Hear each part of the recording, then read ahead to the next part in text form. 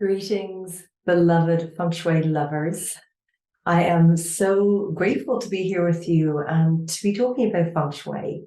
And a question that comes up all the time is why, when people that are beginning and just starting out in their path in Feng Shui or intermediate or advanced, but want to know why when they look up specific Feng Shui things, there's really contradictory information. And see, for me, Feng Shui, if there's so many ways you can answer what Feng Shui is, but to me, ultimately, if somebody that's never heard of it, it's like, what is Feng Shui? Is that some kind of sushi or something?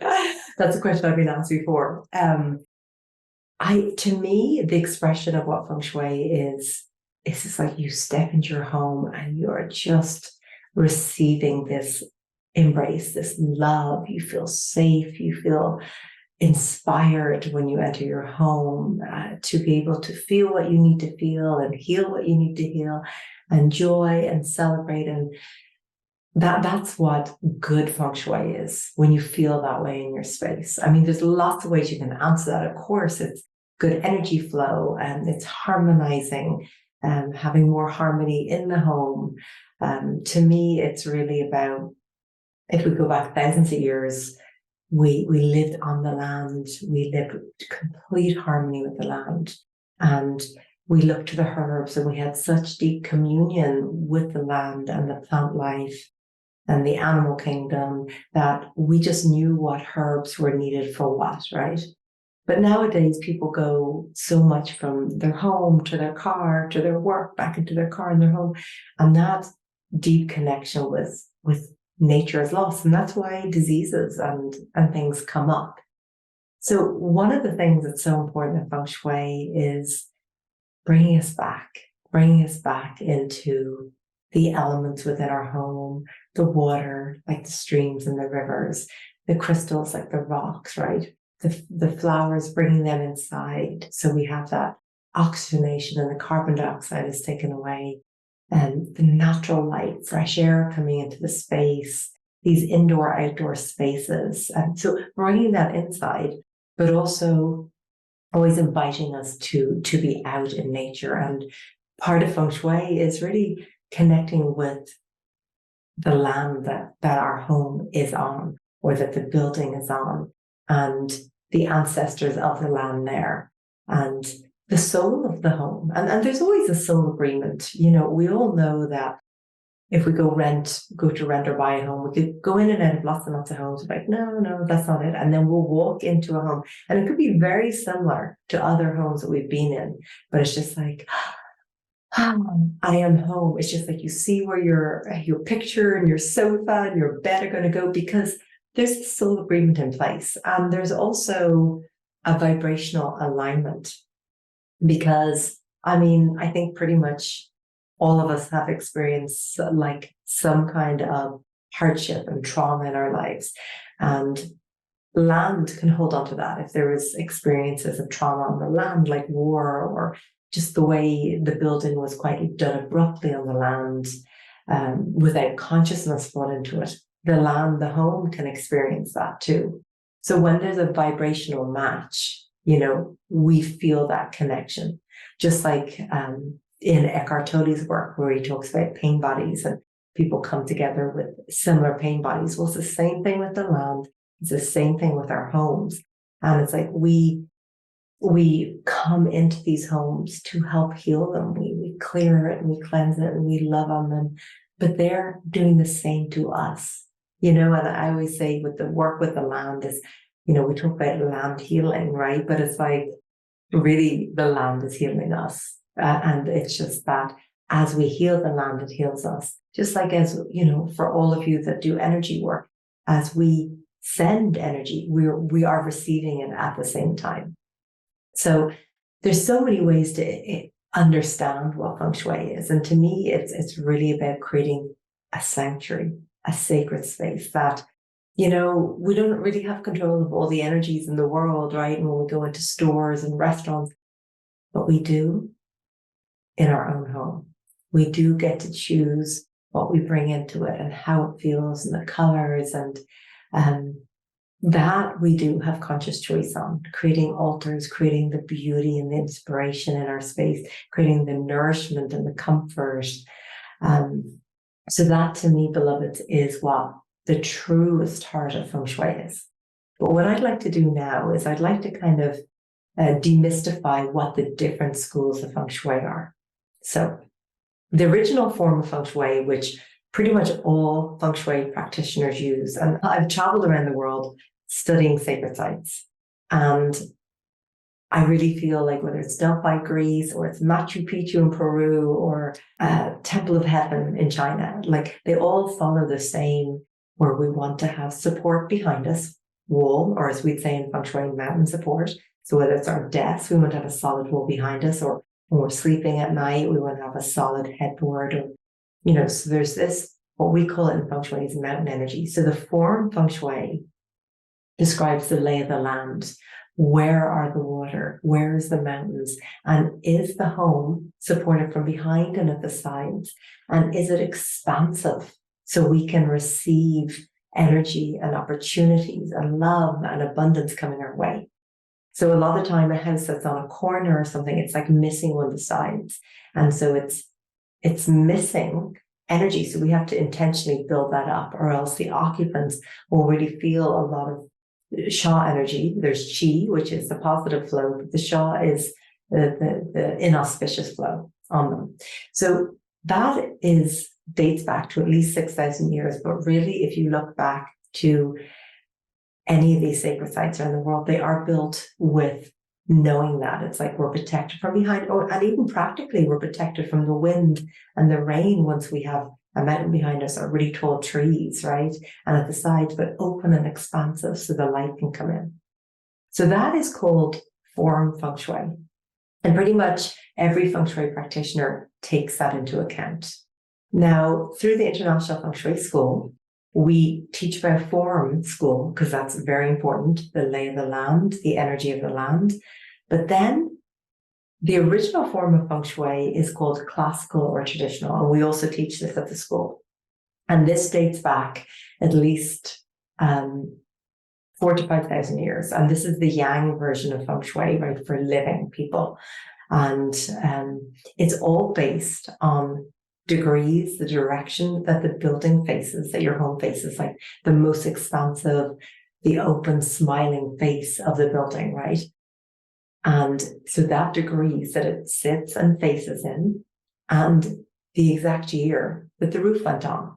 So basically, we call it flying stars, right? The traditional classical Feng Shui, the flying stars. So however the stars were aligned when the roof went on is the energetic blueprint of that home. So if you've ever experienced astrology, right?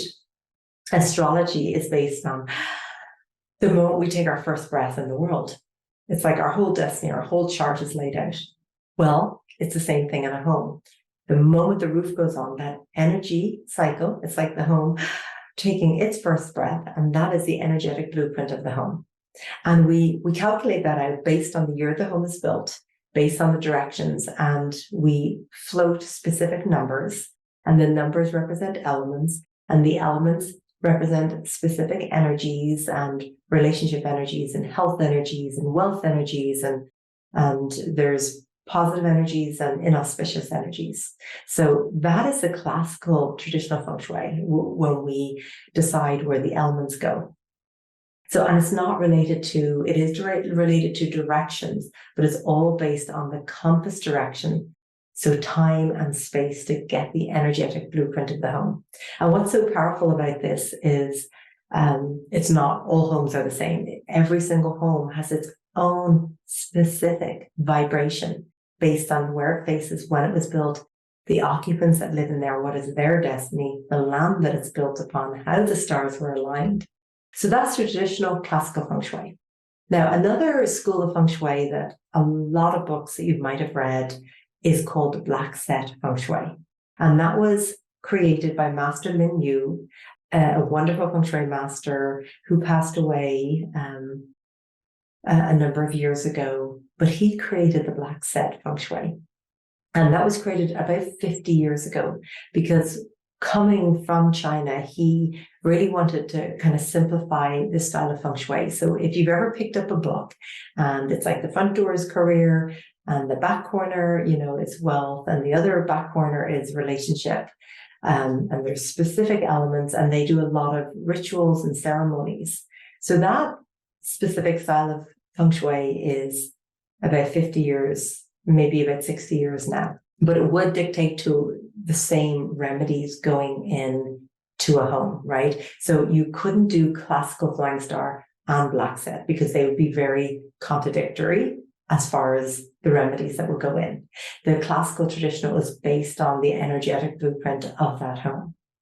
So then there also is an intentional style of Feng Shui, and that is based on direction, and it's based on the direction being associated with a certain area of your life. So in the International Feng Shui School, we layer that over. So it's more like the symbology of Feng Shui. So every direction is associated with a certain area of your life, but you don't add elemental remedies for the intentional Feng Shui. It's just symbolic. So the Southwest is related with love and relationship. The Southeast is prosperity and abundance.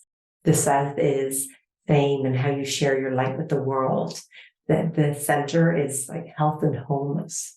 So what we tend to do in the International Feng Shui is we use the form. The classical traditional is the main practice based on the energetic blueprint of the house, but then we overlay intentional Feng Shui. And so that I find is really empowering for clients and for people that are Feng Shui in their homes, because the 9 areas between your health and your wealth and your knowledge and self-cultivation and your travel, you have to write affirmations for them. So it really invites you to get really clear what you'd like to bring into your life. You've got to create like an altar. You've got to bring something symbolic into that area. And so you have to really think about, wow, what is it in my creativity area in the West? Like, what is it that I would like? Or it's the fertility or the inner child or the children area, or in the prosperity area or the career in the North. Like, what is it I want for my career and soul life journey? So it really invites you to do a lot of soul searching and to get really, really clear. So I love to overlay that. And then we also like to weave in space clearing, which has been used for thousands of years all over the world. Different cultures and traditions have their own different ways of space clearing, native herbs and plants that grow on the land there, and specific traditions, but all with the same intention of cleansing the space. And then, of course, there is also, we've got the astrology version of Feng Shui, which is 9-star key. And then we have 4 pillars and Bazi astrology as well. So there is all these wonderful threads that come from Feng Shui, but really, as I'm saying, the foundation is the land, the form Feng Shui, and then we look at the geomancy and the lay of the land and the energy of the land. But then we look at the house, and that's through the classical traditional Feng Shui based on the birth chart of the home. The black set, as I mentioned, has only been around. It was kind of developed for the Western world to simplify, because the classical Feng Shui, you're calculating a lot of numbers and the energies can shift from year to year. So what I find really happens is you have a soul connection to the type of Feng Shui you want to practice. So if you're new to Feng Shui, what I always invite people to is explore the different schools or implement them into your home and find out what ones give you the results. So when I started practicing Feng Shui over 20 years ago, I was just using form and intentional. And even though I got amazing results, and of course we do the clutter clearing and space clearing, everything, and I would get great results and my clients would, I always just felt like there's got to be more to this. So that's when I went to China and studied with Feng Shui masters and studied the classical traditional Feng Shui. And that's just like, oh, this is what it is. This is what I was longing for. And I'll tell you, after 20 years of practicing, it still blows my mind the fact that it's so spot on. Like, I mean, a lot of us that are practicing feng shui and doing light work and energy work are very intuitive. So we can see and feel energy. We have this inner knowing, whether you're clairescent or clairaudient or clairvoyant, whether you see things or hear things. So we can tell a lot of what's going on in somebody's home just by the feeling of the energy. And of course, just even by light bulbs that are burnt out, we can tell if people are burnt out. If there's leaking water, it's a loss of finances. If the door handles are loose, people don't have a firm grip on life. Like, there's lots of ways that we can read what's going on in somebody's life through the energy, through what we see, through the artwork that people have chose, how they've consciously or unconsciously chosen to set up their furniture, the symbols, the messages around the home. Like, there might be a welcome mat at somebody's home, but there may be a mat that's a joke in somebody that says keep away, but actually there's messages in that as well, right? So we can read a lot, but the classical traditional feng shui still blows my mind, because all these combinations that come into different rooms will literally tell you about the experiences that the client is having in their home. And I personally have experienced that, some positive, some not so positive, right? And that's the thing. There is yin and yang in life. There's light and dark. And for those of us are just like wanting to be in the light, that can be a spiritual bypass. So it's the same thing in the home. So with the traditional classical feng shui, we can neutralize those, what we call flying stars, that are not auspicious, and we can energize and activate the really auspicious flying stars. So that's the beauty of feng shui. I always tell people, just because you feng shuied your home does not mean by any means that everything will be perfect in your life. We still have things, karmic things that play out in our lives no matter what. But it's like, it makes things softer. And if we are going through a challenging time, when we have a home that we feel like we're just receiving an embrace, a hug, we're receiving love from, it makes everything more doable. When we have compassion and comfort and creativity and what lifts us up and brings us joy, that is good feng shui. So it was so beautiful sharing with you and just giving some insight to the different forms and schools of feng shui. And so, yeah, my invitation to you is explore it. Get a couple of books out, come to the free gatherings that I do. I've got a free feng shui course, or come take Feng Shui Your Life or Feng Shui Master Certification and learn about it and implement it. And, I always say to people, I never try to sell feng shui. It's just something that you will feel called to and that you will implement, and it will speak for itself. That's how it works. Now, I would love to hear from you. I would love to hear your experiences with feng shui. If you have a story of an experience that you had adding feng shui and a shift that it created in your life, just like a feng shui tip you'd like to share, or share what specific school of feng shui you like to practice. I love hearing from you. I love hearing about your experiences, and so does the whole community. So please feel free to write in the comments, reach out. I'd love to hear from you. Thank you so much. Bye.